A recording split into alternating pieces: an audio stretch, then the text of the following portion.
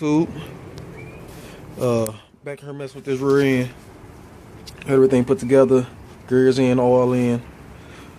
Took the little cover off and ended up making my little light fall from up there. Had glass all in it, so I had to take that out, drain the oil, get all the glass out and all that good stuff. But this is what I'm working on here. The little brake brackets for my disc brake setup.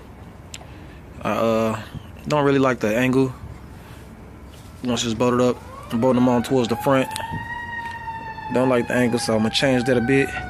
Instead of it sitting down, pointing towards the ground a little bit, I'm gonna change it, and it's actually gonna sit up more, kind of like how the front sit. I don't know if y'all saw my other videos, but yeah, that's pretty much how it's gonna sit. Something like that.